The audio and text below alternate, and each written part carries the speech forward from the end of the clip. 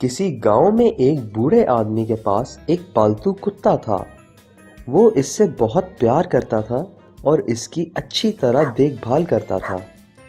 اس کا کتا بھی اپنے مالک سے بہت وفادار تھا اور رات بھر اس کے گھر کی نگرانی کرتا تھا۔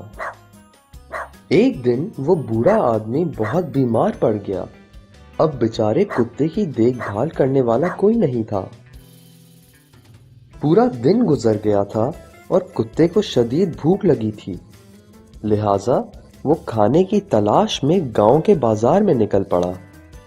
جب وہ قصائی کی دکان کے سامنے سے گزرا تو اس نے دیکھا کہ ایک مزیدار بوٹی نیچے گری ہوئی ہے۔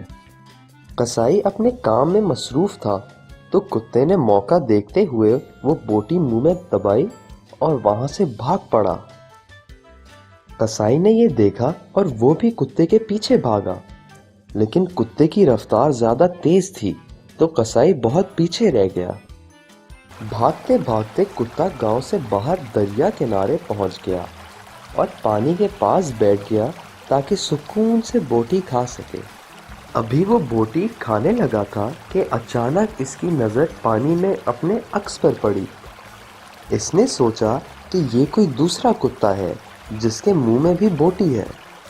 کتے کے دل میں لالچ آ گئی کہ وہ دوسری بوٹی بھی حاصل کر لے، لیکن جیسے ہی اس نے بوٹی چھیننے کے لیے اپنا منہ کھولا، اس کی اپنی بوٹی پانی میں گر گئی۔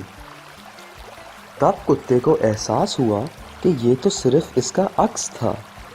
اسے بہت افسوس ہوا کہ اس نے لالچ میں آ کر اپنا نقصان کر لیا۔